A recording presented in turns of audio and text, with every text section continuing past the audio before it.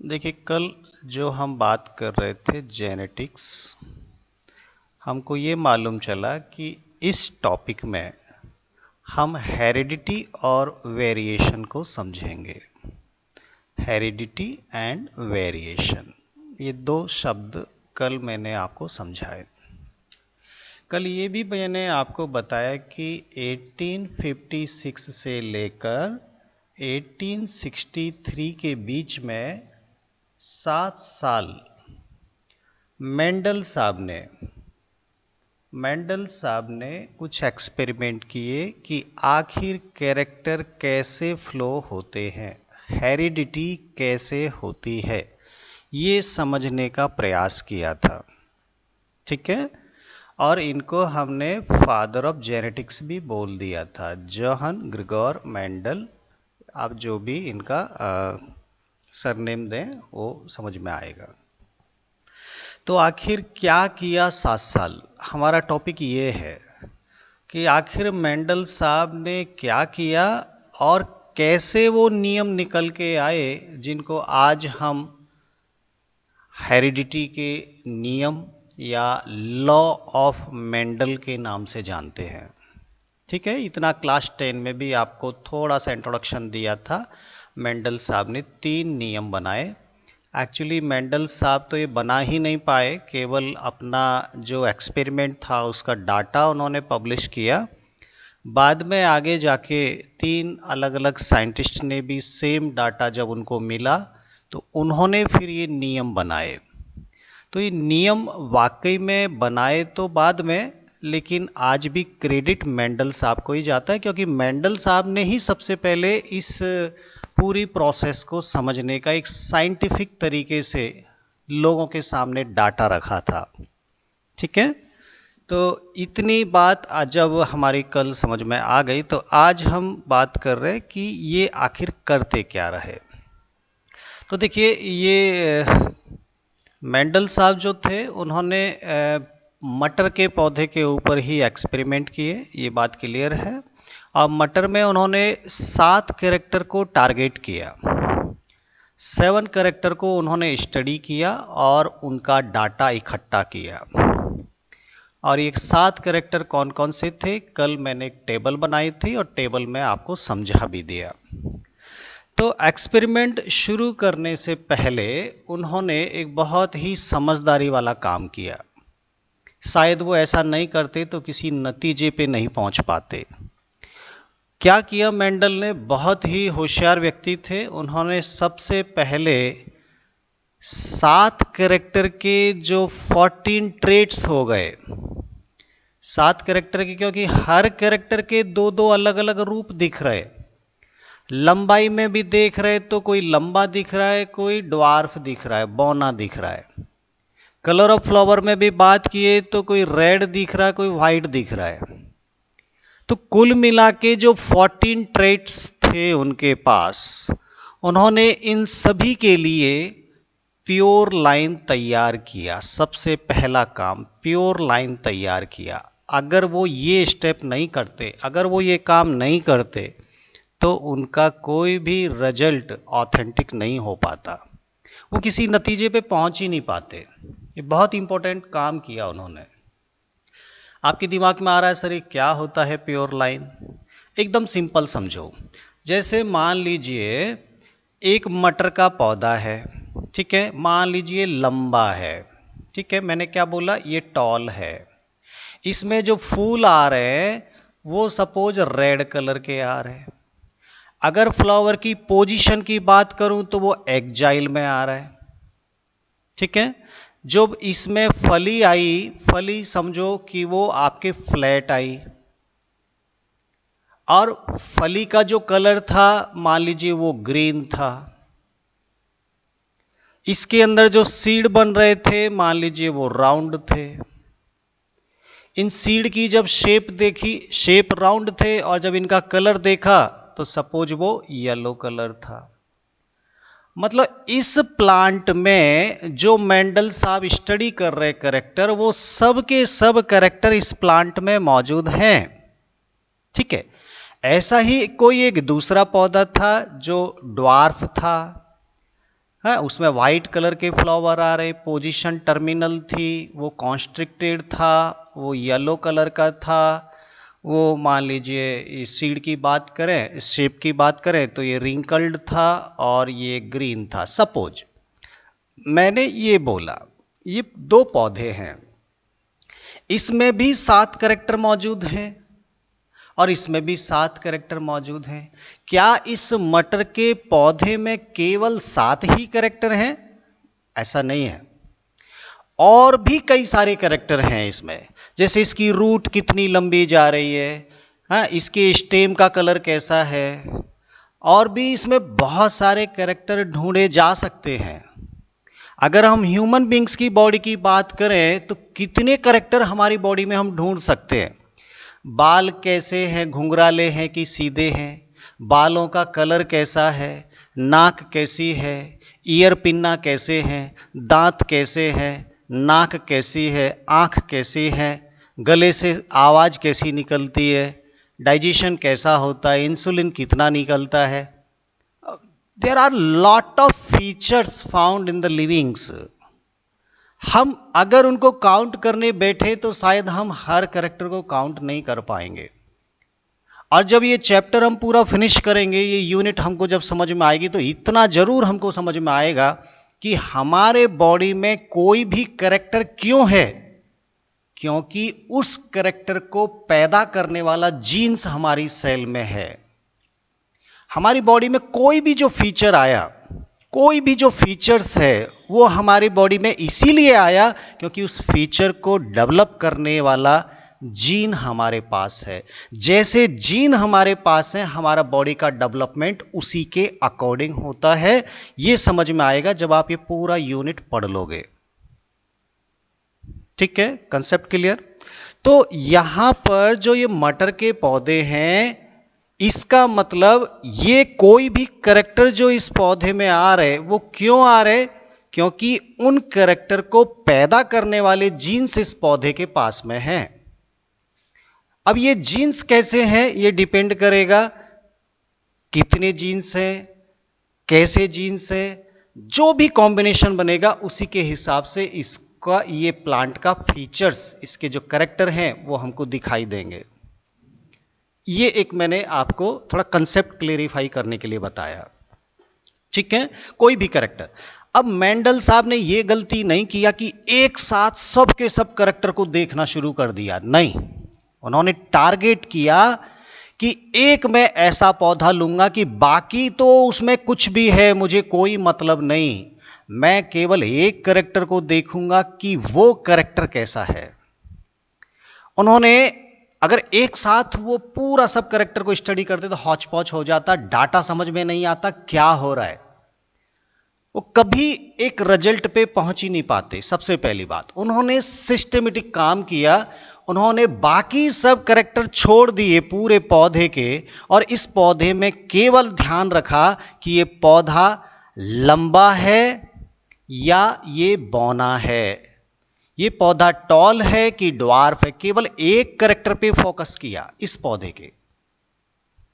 ठीक है, और मान लीजिए एक दूसरा कैरेक्टर उनको देखना है तो एक दूसरा पौधा उन्होंने लिया और उस पौधे में बाकी और कैरेक्टर उन्होंने छोड़ दिए कि वो लंबा है कि छोटा है कि क्या है, वो कोई मतलब नहीं। वो केवल देख रहे हैं कि इसमें कलर ऑफ फ्लावर कैसा है, क्या इसमें रेड कलर आ रहा है या इसमें व्हाइट कलर के फ्लावर आ रहे। केवल एक कैरेक्टर को ही फोकस किया। हर पौधे में हर कैरेक्टर मौजूद है, तभी तो वो पौधे के अंदर वो मटर का पौधा बना। मटर के पौधे में मटर के पौधे के जितने भी फीचर्स हैं वो सब हैं। बाकी वो फीचर इसलिए क्योंकि उनके भी जीन्स हैं, लेकिन हमको उन सब पे ध्यान नहीं देना, हमको केवल एक टारगेट कैरेक्टर पे ही ध्यान देना है। और मेंडल साहब ने ऐसा ही किया। उन्होंने क्या किया, मान लीजिए उन्होंने एक पौधा छांटा और इस पौधे पे उनका टारगेट था कि मुझे रेड कलर फ्लावर बनाने वाला पौधा चाहिए, चाहे बाकी के कैरेक्टर उसमें कैसे भी हों, मुझे कोई मतलब नहीं। ठीक है, बात समझ में आई। दूसरा एक पौधा उन्होंने टारगेट किया कि मुझे एक ऐसा पौधा चाहिए जिसमें व्हाइट कलर के फ्लावर आते हैं, बाकी फीचर कोई भी हो मुझे कोई मतलब नहीं, मैं तो केवल इस कैरेक्टर पे ही ध्यान दूंगा इस पौधे के। ऐसे ही उन्होंने देखा कि एक पौधा दूसरा उन्होंने लिया कि इस पे मुझे राउंड सीड पे ही फोकस करना है और इस पौधे में मुझे केवल रिंकल्ड सीड पे ही फोकस करना है। ऐसा नहीं है कि बाकी के जीन्स इनके पास नहीं है, बाकी के कैरेक्टर नहीं है, वो होंगे। हमने तो एक फिक्स कर लिया कि इस पौधे में मुझे लाल रंग वाले फ्लावर के पौधे पे ही ध्यान देना है, इस पे वाइट वाले पे देना, इस पे राउंड सीड पे देना, इस पे रिंकल्ड पे देना है, इसमें टॉल प्लांट पे ध्यान देना है, इसमें ड्वार्फ प्लांट पे ध्यान देना है। बात समझ में आई? ऐसे टोटल कितने पौधे उन्होंने छांटे होंगे? 14 अलग अलग पौधे उन्होंने छांटे। लेकिन सवाल क्या था, उनको अगर सही ढंग से डाटा लेना है तो इस रेड कलर वाले फ्लावर के जितने भी सीड इस पौधे पे आएंगे, जितने भी सीड इस पौधे पे आएंगे, उन सीड को जब हम दोबारा उगाएंगे तो वहां पर भी रेड कलर फ्लावर आना चाहिए, तभी तो हम बोलेंगे कि ये रेड कलर वाला पौधा है। अगर इस पौधे के बीज को हम दोबारा लगा रहे हैं और सपोज कुछ व्हाइट पैदा हो जा रहे हैं, मैक्सिमम तो रेड पैदा हुए लेकिन कुछ व्हाइट पैदा हो रहे, तो अब मेंडल को क्या करना है? उसको तो केवल रेड पे फोकस करना है। जितने भी व्हाइट पैदा हुए सबको हटा दिया, बोलो इनको फेंको उखाड़ के, ये कोई काम के नहीं है, मुझे केवल रेड पे ध्यान रखना है। फिर इस पौधे के ऊपर बहुत सारे बीज आए होंगे, इस पौधे के ऊपर बहुत सारे बीज आए, उन बीजों को फिर से उगाया उन्होंने और फिर उसमें देखा सपोज यहां पर भी कुछ व्हाइट वाले आ गए और ये वाले रेड वाले आ रहे बहुत, जैसे मान लीजिए उसको यहां पे 20 सीड मिले तो 20 में से 18 पौधे तो यही थे रेड वाले, लेकिन 2 पौधे अभी भी व्हाइट वाले आ रहे, 2 पौधे उसको अभी भी आए, तो इनको भी उखाड़ के फेंकना है, ये कोई काम के नहीं है। हमको व्हाइट पे फोकस ही नहीं कर रहे, हमको तो रेड पे फोकस करना है। और ये काम वो तब तक करते रहे, तब तक बीजों को छांटते रहे जब तक कि 100% प्लांट रेड आना शुरू नहीं हो गया। तो ये 2-3 साल तक तो यही काम करते रहे कि उनको ये पौधे एकदम ऐसे चाहिए कि अब उनके अंदर और कोई फीचर नहीं आएगा, मैं जिस कैरेक्टर पे फोकस कर रहा हूं 100% ये बीज जब हम उगाएंगे तो वही फीचर आएगा। और ऐसी लाइन को, ऐसे पौधे जो उन्होंने तैयार कर लिए, इस लाइन को ही नाम दिया प्योर लाइन, क्योंकि ये वो पौधे हैं जो एक टारगेट कैरेक्टर के लिए एकदम प्योर हैं, इनमें अब दूसरा वो कैरेक्टर नहीं आएगा। That is the pure line concept. बहुत समय लगा होगा इसमें, 1 साल में उन्होंने मान लीजिए इसको रेड पे टारगेट करके इसके बीज छांटना शुरू किया, तो यहां पे तो शुरुआत में बहुत सारे व्हाइट आए होंगे, इन सबको हटाया, केवल रेड छांटा, फिर उगाया, फिर व्हाइट हटाए, फिर केवल रेड छांटा, फिर रेड छांटा, फिर रेड छांटा, तो 3 या 4-5 जनरेशन के बाद ऐसे बीज मिल गए जिनको अगर आप अब लगाएंगे तो वो 100% रेड कलर ही देंगे। तो ये जो पौधे इससे बनेंगे, these are the pure line of red flower. ऐसे ही pure line of white flower तैयार किए, pure line of round seed तैयार किए, pure line of wrinkled seed तैयार किए। उन्होंने 14 अलग अलग ट्रेट के लिए प्योर लाइन तैयार किया। अब उनके दिमाग में एकदम क्लियर हो गया कि इस पौधे में केवल लाल रंग पैदा करने वाला पावर है और इस पौधे में केवल व्हाइट कलर पैदा करने वाला पावर है, इस पौधे में केवल राउंड सीड पैदा करने वाला पावर है, इसमें केवल टॉल पैदा करने वाला पावर है। ऐसे करके अलग अलग 100% जब तक रिजल्ट नहीं आया तब तक वो प्योर लाइन तैयार करते रहे। अगर वो ये नहीं करते तो कोई भी रिजल्ट उनका सही नहीं आता और डाटा इतना कॉम्प्लिकेटेड हो जाता कि मेंडल साहब खुद कंफ्यूज हो जाते कि हवा की धड़ से लेना है कि छोड़ना है। बात समझ में आ गई?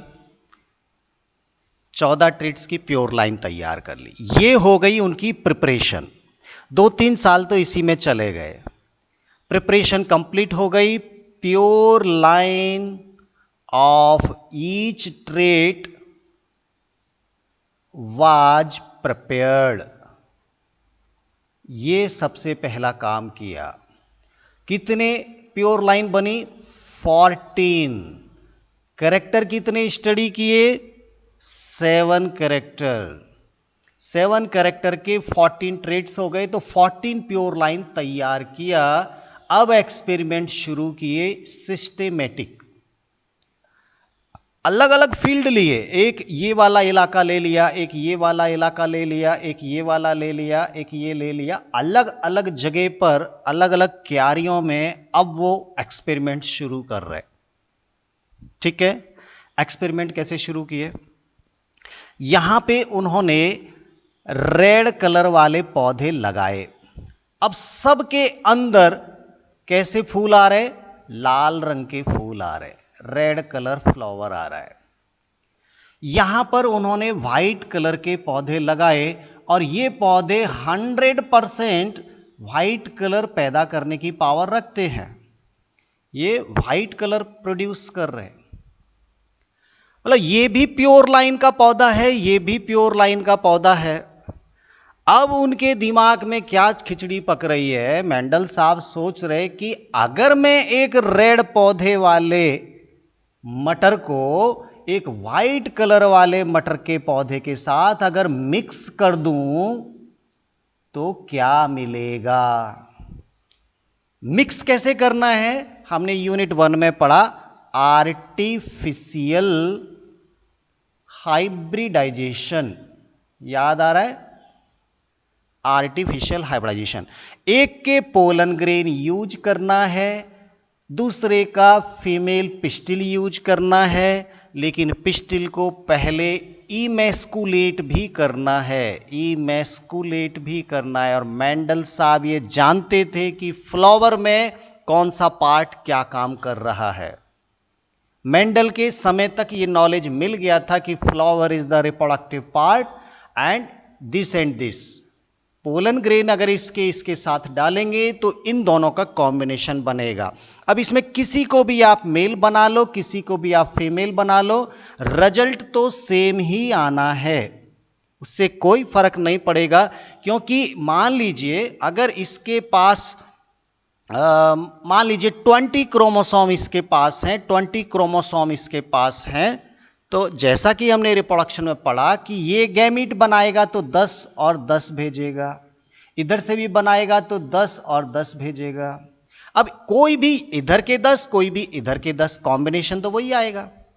चाहे इसको मेल बनाओ या इसको फीमेल बनाओ, क्रोमोसोम का कॉम्बिनेशन तो वही आएगा। तो कोई फर्क नहीं पड़ेगा आप मेल किसको बना रहे हैं, फीमेल किसको बना रहे हैं, रिजल्ट एकदम सेम आएगा।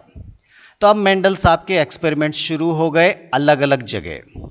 उन्होंने पहला एक्सपेरिमेंट जो देखा वो क्या था कि ये जो टॉल प्लांट था प्योर, और जब इसको एक ड्वार्फ प्लांट के साथ मिक्स किया, इन दोनों को हाइब्रिडाइज कराया। हाइब्रिडाइज का मतलब दोनों को कंबाइन किया, एक के पोलन ग्रेन दूसरी की स्टिग्मा पे आर्टिफिशियल किया, पूरा प्रिकॉशन के साथ इमेस्कुलेशन भी किया, बैगिंग टैगिंग सब कुछ इंफॉर्मेशन लिख के उन्होंने डाटा कलेक्शन किए। एक साइड में ये काम चल रहा था, दूसरी साइड में रेड कलर फ्लावर वाले पौधे को व्हाइट कलर फ्लावर वाले पौधे के साथ मिक्स करने का काम चल रहा था। एक साइड में राउंड कलर सीड वाले को रिंकल्ड सीड वाले पौधे के साथ मिक्स करने का काम चल रहा था। तो टोटल अलग अलग जगह पे लगभग 7 कैरेक्टर के लिए एक साथ एक्सपेरिमेंट शुरू हो गया। वो केवल ये जानना चाह रहे थे कि हर कैरेक्टर के जो दो अलग अलग रूप हैं, हर कैरेक्टर के जो दो अलग अलग रूप हैं, अगर मैं इनको मिक्स करूं, कंबाइन करूं तो क्या मिलेगा। इधर रेड और व्हाइट को कंबाइन करूं तो क्या मिलेगा, इधर राउंड और रिंकल्ड को कंबाइन करूं तो क्या मिलेगा। ठीक ऐसे ही अगर टर्मिनल और एक्जाइल पोजीशन वाले प्लांट को क्रॉस करूं तो क्या मिलेगा। अब मैं एक साथ सबको लिख नहीं सकता, लेकिन वो ऐसा कर रहे थे अलग अलग फील्ड में, अलग अलग क्यारी उन्होंने बना दी अपने गार्डन में। तो क्या मिला, पौधे उगाए, उनको आर्टिफिशियली मिक्स किया और मिक्स करने के बाद बीज तैयार हो गए। अब बीज को अगली साल उगाकर देखा, देखो कितना टाइम लगा होगा। हाँ, पहली बार तो जब ये पौधे बीज लगाए होंगे, ये पौधे बड़े हुए होंगे, बड़े होने के बाद इनमें फूल आए होंगे, फूल आने के बाद हाइब्रिडाइजेशन किया होगा, फिर बीज बने होंगे, फिर बीज अगली साल जाकर फिर उनको उगाना था क्यारी में। और जब ये पौधे उगेंगे तब इनको देखेंगे कि इनमें अब कैरेक्टर कौन सा आया। क्या टॉल और ड्वार्फ को मिक्स करेंगे तो एक मीडियम साइज का पौधा आया, ऐसा उनको उम्मीद थी कि ऐसा आना चाहिए। जब रेड और व्हाइट को मिक्स करेंगे तो एक इंटरमीडिएट कलर वाले पौधे आना चाहिए, मतलब एक पिंक जैसे एक फीचर आना चाहिए, लेकिन नहीं आए। मीडियम आना चाहिए, नहीं आया। राउंड और रिंकल्ड एक मीडियम टाइप का शेप आना चाहिए, नहीं आया। क्या आएगा, रिजल्ट जब आया एक साल के बाद तो सरप्राइज हो गए मेंडल साहब कि मैंने तो दो अलग अलग ट्रेट को मिक्स किया और जब मैं पौधे देख रहा हूं तो ये दोनों मिक्स नहीं हो रहे, इनमें से केवल एक आ रहा है। यहां पे कौन सा आ रहा है, सपोज इधर से जब उन्होंने मिक्स किया तो यहां से टॉल आया, और चलो ठीक है मान लीजिए 50 सीड बने, इन पौधों को मिक्स करने के बाद 50 बने।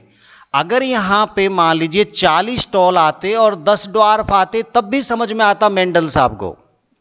लेकिन सरप्राइज तो तब हो गए जब यहां एक भी पौधा ड्वार्फ का नहीं आया। 100% जितने भी थे 100% सब के सब टॉल आए, यही वाला फीचर आया।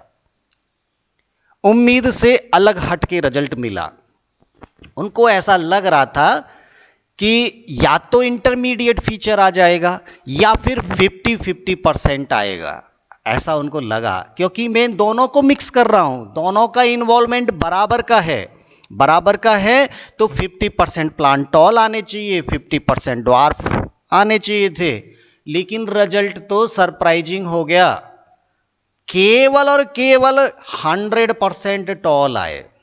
और इधर जब करके देखा तो 50-50 ना आकर 100% रेड आ गए, और इधर देखा तो 100% राउंड सीड आ गए। इसका मतलब उनको डाउट हो गया, क्या मैंने जो ये मिक्स किया कहीं ऐसा तो नहीं हो गया कि ये टॉल वाला ही पूरा का पूरा बन गया और ये आया ही नहीं। ऐसा डाउट आना ठीक है, क्योंकि मैंने तो जो आर्टिफिशियल हाइब्रिडाइजेशन किया दोनों को मिलाया था, लेकिन फिर भी ये नहीं आ रहा है, यहां पे दिख ही नहीं रहा है, ये कहां गया, क्या ये गायब हो गया। भाई रिजल्ट की जो उम्मीद कर रहे थे मेंडल साहब ऐसा नहीं मिल रहा था। तो मैंने बार बार बोला, यहां पे थोड़ा लॉजिक यूज कर रहे थे, वो अपने तर्क लगा रहे थे, और तर्क वितर्क में उनको थोड़ा सा कंफ्यूजन हो गया कि ऐसा तो होना नहीं चाहिए था, ऐसा हो रहा है। और केवल टॉल के साथ होता तो समझ में आता कि कोई गड़बड़ी हो गई, ये तो पूरे के पूरे 7 कैरेक्टर में जिधर देखो 100% एक ही जैसा रिजल्ट मिल रहा है। यहां पे जो फर्स्ट जनरेशन जो पैदा हो रही है वो फर्स्ट जनरेशन में केवल एक कैरेक्टर आ रहा है। भाई एक जगह गलती हो सकती है, 2 जगह गलती हो सकती है, पूरी 7 जगह एक ही जैसा रिजल्ट, मतलब कुछ तो है यहां पे, कुछ क्या है, हर जगह यही हो रहा है, इसका मतलब ऐसा ही होता होगा।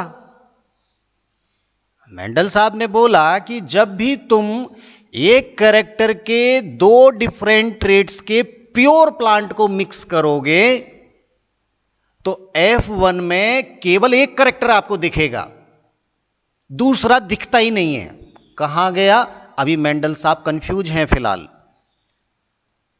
दूसरा गया, वो दिख ही नहीं रहा है, गायब हो गया, मिक्स तो किया था। अब और उलझन बढ़ी तो और दिमाग लगाया। यहां पर कुछ टेक्निकल शब्द यूज किए मेंडल साहब ने। ये जो पौधे जहां से एक्सपेरिमेंट शुरू हो रहा है इनको पेरेंट प्लांट बोलते हैं, पी, पेरेंट प्लांट। और जो इन पेरेंट प्लांट के कॉम्बिनेशन से जो ये नई जनरेशन बनी इसको फर्स्ट जनरेशन या फिलियल वन बोलते हैं, फिलियल वन। इसको F1 के नाम से भी जानते हैं, F1 जनरेशन इसको बोलेंगे। हाँ, ये शब्द थोड़े से हमारे जेनेटिक्स से बिलोंग करते हैं, आपको आराम से समझ में आएंगे। फिलियल वन या F1 जनरेशन ये वो जनरेशन के पौधे हैं जो पेरेंट को मिक्स करने से बने हैं। और F1 जनरेशन में मेंडल साहब को मिला कि 100% केवल और केवल एक कैरेक्टर दिख रहा है, दूसरा नहीं दिख रहा, दूसरा तो 0% है। हमने दो अलग अलग, एक ही कैरेक्टर के दो अलग अलग ट्रेट्स को मिक्स किया, दोनों दिखने चाहिए थे लेकिन एक दिखा। ऐसा ही दिख रहा है हर जगह, इसका मतलब ऐसा ही होता है हर जगह। That is the logic. तो यहां से मेंडल साहब को एक चीज समझ में आ गई। नंबर 1, जब भी एक कैरेक्टर के दो डिफरेंट ट्रेट्स को, वो भी कैसे, प्योर प्लांट को जब भी हम मिक्स करेंगे, हाइब्रिडाइज करेंगे, तो F1 जनरेशन में only one trait can express, केवल एक ट्रेट ही दिख सकता है, दूसरा नहीं दिखता। ऐसा मैंने अलग अलग 7 एक्सपेरिमेंट करके देख लिया। इसका मतलब ये एकदम सही लग रहा है। ठीक है, बात समझ में आई। अब यहां पर एक शब्द और मैं आपको बताऊंगा। हमने क्या किया, टॉल और ड्वार्फ को मिक्स किया था, और टॉल और ड्वार्फ को जब मिक्स किया तो 100% टॉल आए। आना चाहिए था 50-50%, लेकिन आया टॉल। तो मेंडल ने यहां पे एक नए शब्द आपको दिए कि जब भी हम दो डिफरेंट ट्रेट्स को क्रॉस करते हैं और F1 में केवल जो एक ट्रेट आपको दिखता है, जो दिखता है वो ताकतवर है इसलिए वो दिख रहा है, जो नहीं दिखता वो कमजोर है, वो नहीं दिख पाएगा। ताकत के आगे कमजोर नहीं दिखता, छुप जाता है। आप देखिए, जब कभी भी एक भीड़ इकट्ठी होती है, एक नेता आता है, नेता को सब लोग देखते हैं लेकिन जो पब्लिक में आम आदमी है उसे कोई नहीं देखता है। आम आदमी बेचारा कमजोर है और नेता वो दिखता है, 100% यही दिख रहा है। अब सवाल अभी बाकी है कि क्या ये ड्वार्फ यहां मौजूद है या ये गायब हो गया दुनिया से, ये आया ही नहीं, अभी सवाल बाकी है। फिर भी मैं यहां 2 शब्द दे रहा हूं। वो ट्रेट जो F1 में दिखता है, जब हम मिक्स कर रहे हैं तो जो ट्रेट F1 में दिखता है, कौन दिख रहा है, टॉल दिख रहा है। तो जो ट्रेट दिखता है उसको हमें बोलेंगे डोमिनेंट ट्रेट, डोमिनेंट ट्रेट इसको बोलेंगे। और जो नहीं दिखा F1 में, ये वाला नहीं दिखा ड्वार्फ, इसको हम बोलेंगे रिसेसिव ट्रेट, रिसेसिव ट्रेट। तो ये 2 नए शब्द मैंने और आपके सामने रख दिए कि हर कैरेक्टर के 2 ट्रेट होते हैं, हर कैरेक्टर के, उनमें से एक ट्रेट डोमिनेंट होता है और दूसरा ट्रेट रिसेसिव होता है।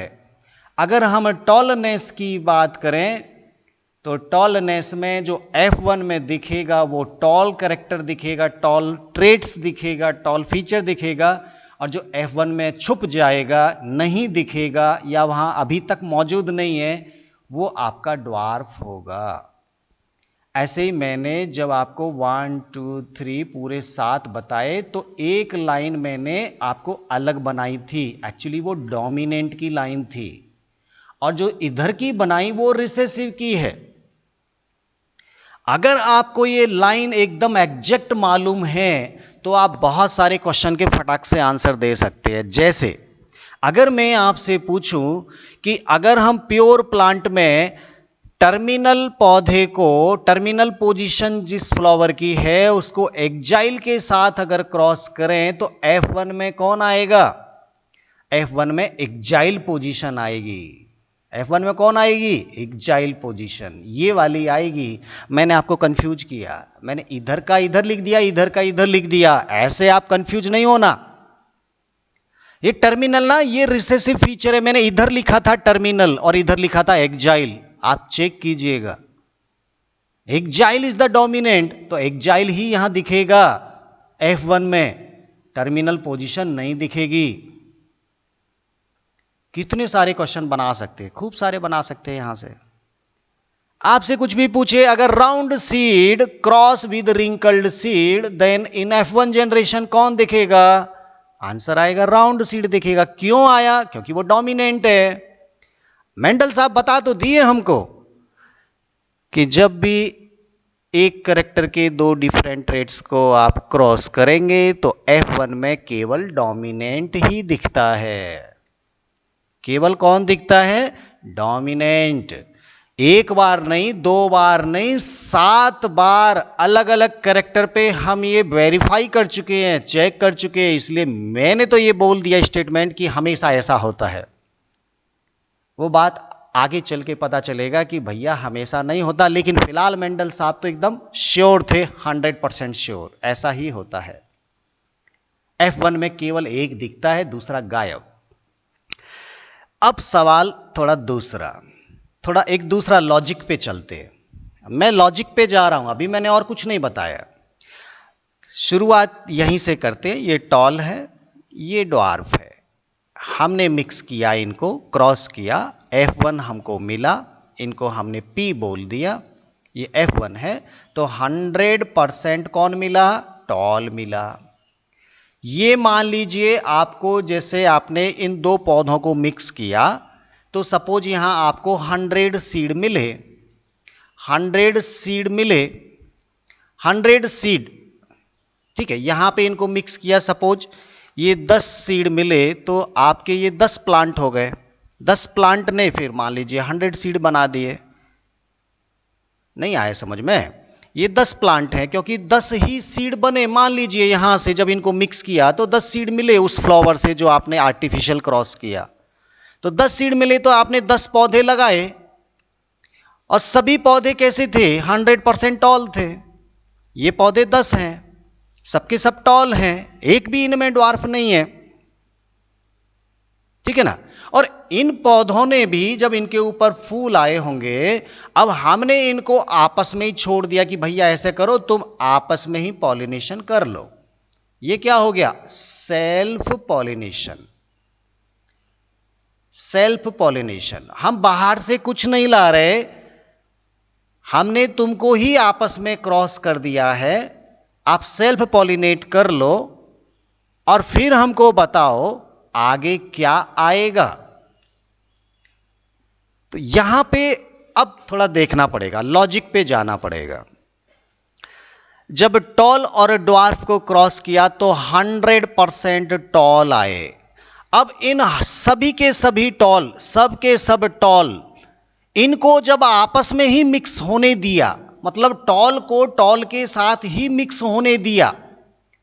ध्यान देना, जब टॉल को टॉल के साथ मिक्स होने दिया तो यहां पे भी हमको टॉल आना चाहिए, आना ही चाहिए भैया, हम टॉल को टॉल के साथ ही तो मिक्स कर रहे, तो यहां टॉल आना चाहिए।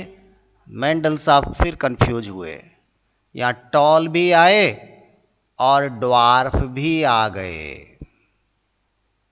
ड्वार्फ भी आ गए। भैया यहां जो आपस में मिक्स कर रहे हैं वहां तो ड्वार्फ था ही नहीं, फिर ये ड्वार्फ कहां से आया?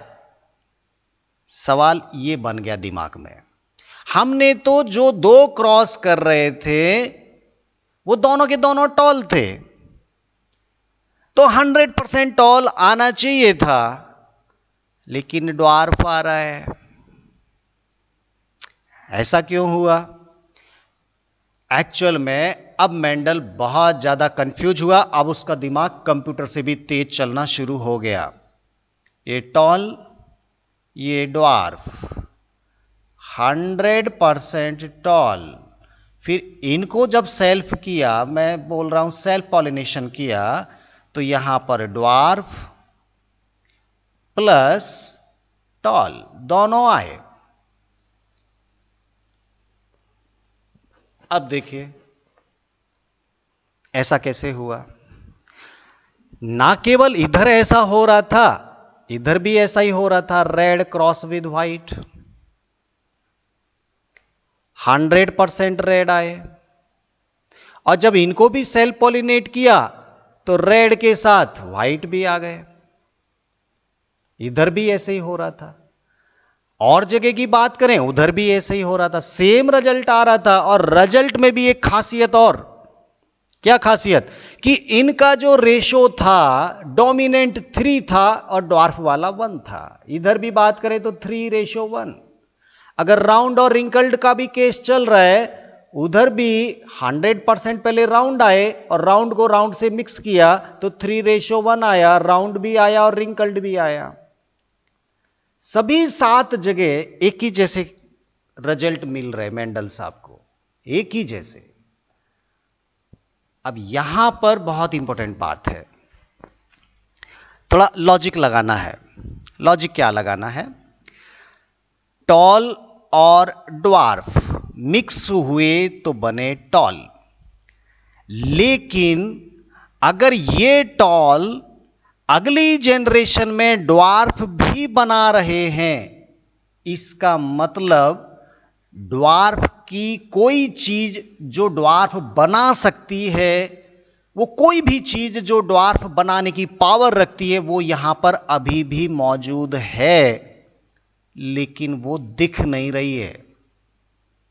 पौधा चाहे लंबा है, लेकिन ड्वार्फ बनाने वाली पावर अभी भी इस पौधे के पास है, तभी तो यहां ड्वार्फ बन के आया, नहीं तो ड्वार्फ कैसे बना देता एक टॉल प्लांट। अब बात करेंगे फैक्टर की। मेंडल साहब ने बोला कि ये टॉल क्यों है, क्योंकि इसके पास टॉल के फैक्टर हैं। ये पौधा ड्वार्फ क्यों है, क्योंकि इसमें ड्वार्फ पैदा करने वाले वो फैक्टर, वो चीज, वो आइटम मौजूद है जो इसको ड्वार्फ बना सकता है। वो फैक्टर, वो क्या है मेंडल को नहीं मालूम, लेकिन वो है, तभी तो ये ड्वार्फ है। और इसके पास वो दोनों चीज मौजूद हैं। ये टॉल की भी चीज इधर से आई होगी और ड्वार्फ की चीज इधर से आई होगी। इसके पास वो दोनों चीज मौजूद हैं, वो दोनों फैक्टर मौजूद हैं, तभी तो वो फैक्टर हमको यहां पे अलग होता हुआ दिख रहा है और यहां फिर से हमको ड्वार्फ दिख रहा है। दोनों चीज हैं, तभी तो ये टॉल भी बना रहा है और तभी तो ये ड्वार्फ भी बना रहा है। अगर वो दोनों चीज नहीं होती तो ये ड्वार्फ कभी नहीं बनता। इसका मतलब एक पौधे के अंदर कोई भी कैरेक्टर के लिए जो जिम्मेदार आइटम है, जो जिम्मेदार फैक्टर है, वो दो दो होते हैं। जैसे इस पौधे के पास हमको 2 दिख रहे। अगर हम बात कर रहे हैं टॉलनेस की, तो इसके पास एक चीज टॉल वाली भी है और एक चीज इसके पास ड्वार्फ वाली भी है। ये दोनों चीज हैं, तभी तो ये टॉल दिख रहा है और तभी तो ये आगे चल के ड्वार्फ भी बना रहा है और टॉल भी बना रहा है। ये क्या है मेंडल को नहीं पता। उसने बोला ऐसा कुछ है इसके अंदर जो एक आइसोलेट यूनिट के रूप में रहता है, वो इसके साथ मिक्स नहीं होता और तभी तो ये सेपरेट होके जब इधर आएगा तो ये बना लेगा। ये कोई भी जो चीज है वो अलग होने की भी पावर रखती है, ये मिक्स नहीं होती। जब भी इसको मौका मिलेगा ये इधर आ जाएगा, ये मान लीजिए इधर आएगा तो इसको टॉल बना देगा, ये इधर जाएगा तो इसको ड्वार्फ बना देगा। फैक्टर मौजूद हैं, आज हमने उनको बोला जीन। फैक्टर को आज हम क्या बोलते हैं? जीन। मैं ये बोल रहा हूं कि F1 के ये जो पौधे हैं इसके पास टॉल का भी जीन है और ड्वार्फ का भी जीन है, लेकिन ये दोनों जीन जब एक साथ आए एक पौधे में तो केवल टॉल के जीन ने ही अपना असर दिखाया और उस पौधे को पूरा का पूरा टॉल कर दिया। इसका मतलब टॉल का जो जीन होता है वो डोमिनेंट होता है, वो रिसेसिव को प्रकट होने से रोक देता है, एक्सप्रेस होने से रोक देता है। ये पावरफुल जीन है, पावरफुल हो सकता है, रिसेसिव हो सकता है, लेकिन हर कैरेक्टर के दो जीन इसके पास हैं। यहां पे दो कैरेक्टर आप देख रहे हैं भाई, दूसरा तो आपको दिखाई नहीं दिया लेकिन इधर बना रहा है ना, बना रहा है, इसका मतलब है इसके पास तभी तो बना रहा है। इसका मतलब इस कैरेक्टर के दो जीन। तो क्यों ना मेंडल साहब के दिमाग में यह बात क्लिक करती कि कैरेक्टर चाहे कोई भी हो, कैरेक्टर चाहे कोई भी हो, वो कैरेक्टर किसी भी पौधे में इसलिए होता है क्योंकि उस कैरेक्टर से रिलेटेड दो जीन उसके पास होते हैं।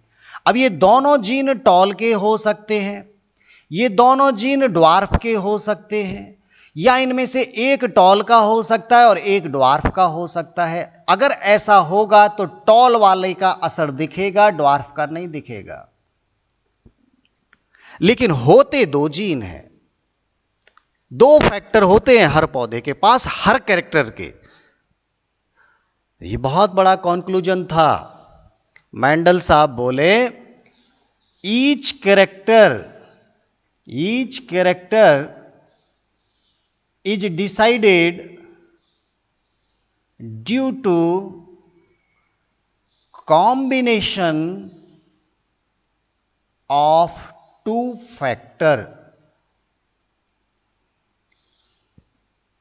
दो फैक्टर हर पौधे के पास होते हैं। वो दो फैक्टर जो हैं, आज मैं उनको जीन बोल रहा हूं, वो दो जीन जो हैं वो दोनों टॉल के हैं, ऐसा हो सकता है, दोनों ड्वार्फ के हैं, ऐसा हो सकता है, एक टॉल का हो एक ड्वार्फ का हो, ऐसा भी हो सकता है। और ऐसा अगर होगा तो एक इनमें डोमिनेंट जीन होगा और एक इनमें रिसेसिव जीन होगा। ये तो बात फिक्स हो गई कि दो चीज होती हैं जो मिलकर कैरेक्टर को डिसाइड करती हैं। अकेली कोई भी चीज कैरेक्टर को डिसाइड नहीं करती। अगर ये कंसेप्ट समझ में आया तो ही मेंडल साहब आपको समझ में आएंगे आगे चलकर। ये जो लॉजिक था, ये लॉजिक जब F1 F2 बना रहा था, जब F1 ने F2 को बनाया तब निकल के आया कि यहां जो टॉल है वो आखिर कैसे टॉल और ड्वार्फ दोनों बना रहा है। क्यों बना रहा है? क्योंकि इसके पास कहीं ना कहीं छुपा हुआ ड्वार्फ भी मौजूद है। ड्वार्फ पैदा करने वाला फैक्टर है वो मौजूद है। टॉल पैदा करने वाला तो है ही है क्योंकि ये पौधा ही टॉल है, लेकिन ड्वार्फ वाला भी है। और ये दोनों फैक्टर, दोनों आइटम, दोनों चीज जो भी हैं वो आपस में मिक्स कभी नहीं होती, अलग अलग पड़ी रहती हैं। और जैसे ही अलग होके वो आई फिर से ड्वार्फ बना लेगी। Is that clear? So I can say that each character is due to the presence of two genes. Each character is due to two genes. Mendel ने बोला ड्यू टू टू फैक्टर। अगर इतना समझ में आया तो कल की क्लास में मैं यहां से निकलने वाले जो दो नियम हैं, दो नियम एक साथ आपको समझा सकता हूं।